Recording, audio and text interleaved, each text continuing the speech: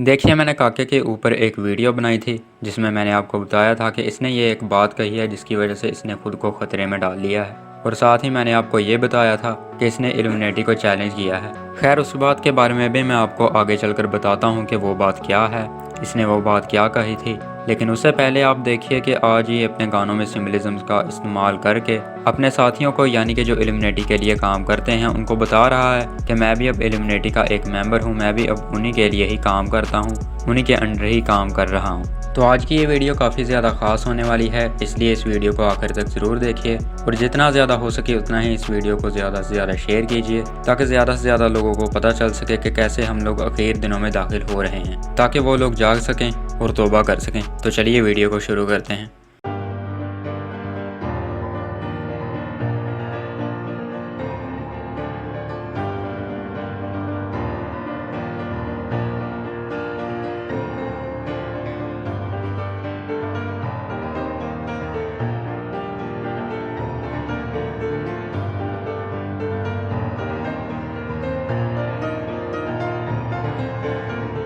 जी तो अजीज़ों, काके का एक नया गाना आया है जिसका नाम शेप है और इस गाने में इसने बहुत सारे सिम्बलिज्म और हिडन मैसेज वगैरह का इस्तेमाल किया है और इन सभी चीज़ों को मैं आपको डिकोड करके बताऊंगा कि इन सिम्बलिज्म के ज़रिए और हिडन मैसेज के ज़रिए ये क्या कहना चाहता है, यानी कि इन चीज़ों के ज़रिए ये बताना क्या चाहता है। तो सबसे पहली चीज़ जो है वो ये है कि अगर आप इस गाने की वीडियो ही देख लें तो जितनी ज़्यादा गंदी वीडियो है इस गाने की, मेरे ख्याल से आपको सिम्बल्स को जानने की ज़रूरत नहीं पड़ेगी।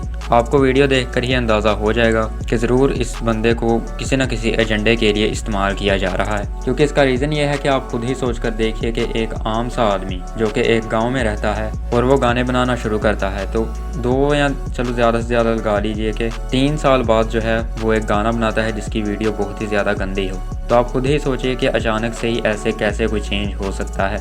एक चीज़ होती है कि वो आहिस्ता आहिस्ता चेंज होती है, लेकिन एक चीज़ जो है वो अचानक से चेंज हो तो उसके पीछे ज़रूर कोई ना कोई वजह होती है। तो इसके पीछे जो वजह है वो मेरे ख्याल से ये है कि इल्यूमिनेटी जो है वो काके को सेक्स एजेंडा के लिए इस्तेमाल करना चाहती है। सेक्स एजेंडा के ऊपर मैं आपको पहले ही वीडियो बनाकर बता चुका हूँ कि ये लोग सेक्स एजेंडा को प्रमोट क्यों कर रहे हैं। तो पहले आप ये फ़ोटोज़ देखें, उसके बाद मैं आपको इसे डिकोड करके बताता हूँ।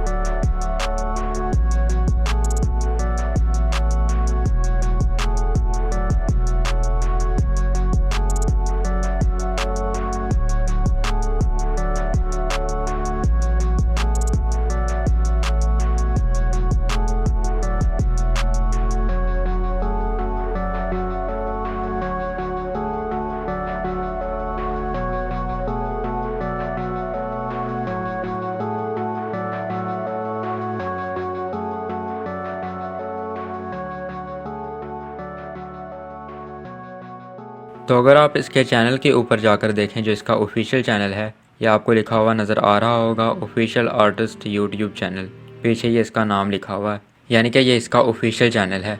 तो अगर आप अबाउट में जाकर अगर आप देखेंगे ये चैनल कब बना है, किस तारीख को बना है, तो यहाँ पर लिखा है जॉइंड नवंबर 1, 2021, यानी कि नवंबर 1, 2021 को ये चैनल बना है। यानी कि तकरीबन 1 से 1.5 साल हो चुका है इस चैनल को बने हुए। तो अगर आप इसके जो गाने हैं उनको देखें कि कितने आए हैं, तो वो आपको स्क्रीन के ऊपर नज़र आ ही रहा होगा कि अभी तक इसके कितने गाने आए हैं। तो इसके अगर आप सब्सक्राइबर्स जो हैं उनको अगर आप देखें तो 1.29 मिलियन सब्सक्राइबर्स हैं। तो ये मैं आपको क्यों बता रहा हूँ, इसका मतलब ये है कि इसके 1.5 साल में 1 मिलियन से ज़्यादा सब्सक्राइबर्स हो चुके हैं। तो ये उनके साथ मिल चुका है? जी नहीं, बताने का मकसद ये नहीं है, ये मैं आपको आगे चलकर बताता हूँ कि ये मैंने आपको क्यों बताया है। तो अब हम सिम्बलिज़म के बारे में बात करते हैं जो इस गाने में इसने दिखाए हैं। तो सबसे पहला जो सिंबल आता है वो है 1 आई सिंबल। इस सीन में आप देख सकते हैं कि ये वन आई सिंबल दिखा रहा है, जो कि वन आई सिंबल जो है ये लूसीफर को शो करती है, वन आई ऑफ लूसीफर, और साथ ही ये नमस्ते कर रहा है। तो अगर आप एक मुस्लिम हैं तो अगर आप किसी के घर जाते हैं तो आप कहते हैं अस्सलाम वालेकुम, और अगर आप एक क्रिश्चियन हैं तो कहते हैं सलाम। इसी तरह हिंदुइज़्म में जो है अगर किसी के घर जाते हैं या किसी से मिलते हैं तो उसे नमस्ते कहते हैं। तो यहाँ पर ये किसको नमस्ते कह रहा है? जो गाने सुन रहे हैं उनको नमस्ते कर रहा है? जी नहीं, ये यहाँ पर नमस्ते कर रहा है शैतान को, क्योंकि ये उन शैतान के पुजारियों के अंडर काम कर रहा है। तो पैसा, फेम, शोहरत हासिल करने के लिए ये शैतान को नमस्ते कह रहा है, यानी कि ये शैतान को सलाम कह रहा है, क्योंकि अब ये उसे प्रमोट करने वाला है। तो मैं आपको पहले भी बता चुका हूँ कि जो वन आई सिंबल है ये उनका मेन सिंबल है। पिरामिड और वन आई सिंबल ये दो सिंबल्स ऐसे हैं जो कि इनके मेन सिंबल्स हैं इल्यूमिनेटी के, और यही दो सिंबल्स इसने जो हैं शुरू में दिखाए हैं। यानी कि जो वन आई सिंबल है ये भी इनका मेन सिंबल है, तो वो इसने शुरू में ही दिखा दिया है। तो आगे जो इसने सिंबल दिखाया है वो है ब्लैक एंड वाइट कलर। इस पूरे गाने में बहुत सारी जगह ऐसी हैं जहाँ पर इसने ब्लैक एंड वाइट कलर को प्रमोट किया है। तो ब्लैक एंड वाइट कलर के बारे में मैं आपको बता चुका हूँ कि ये बुराई और अच्छाई को शो करता है, एज़ अबव सो बिलो को भी शो करता है।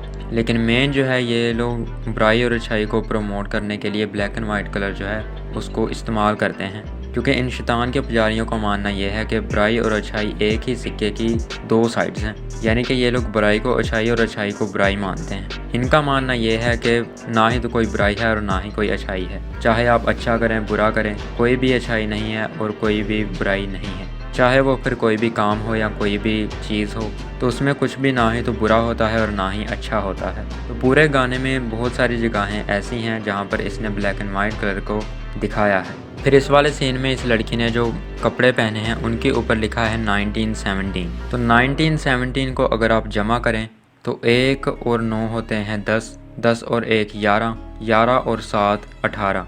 तो नंबर 18 जो है ये इनका फेवरेट नंबर है। मूवीज़ और सॉन्ग्स में ये लोग इसी सिंबल को ही बार बार इस्तेमाल करते हैं, इसी नंबर को ही ये लोग बार बार इस्तेमाल करते हैं, क्योंकि इसका रीज़न ये है कि जो नंबर 18 है ये 666 बनता है।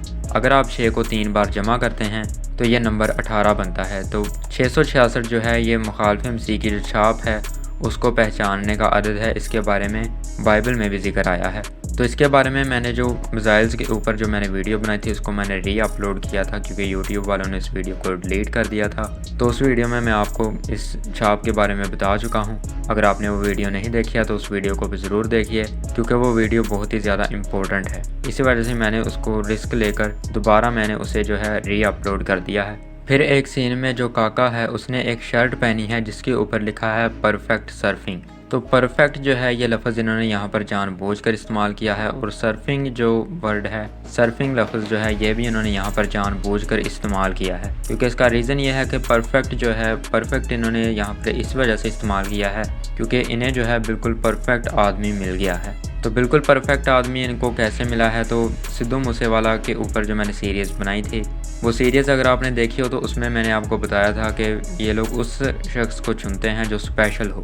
तो काका के बारे में आप लोग जानते हैं कि ये कितनी तेज़ी के साथ फेमस हुआ है। बहुत सारे लोगों ने इसके गाना जो है, सबसे पहला जो इसका गाना आया था वो था कै लैंदे। तो उस गाने को कितना ज़्यादा लोगों ने पसंद किया है, खैर उसके बारे में मुझे बताने की ज़रूरत नहीं है। तो ये जो है उनकी नज़र में बिल्कुल स्पेशल था, जिसकी वजह से उन्होंने इसी को ही चुना है ताकि इसे अपने एजेंडे के लिए इस्तेमाल कर सकें। तो ये जो है बिल्कुल परफेक्ट आदमी है उनके लिए।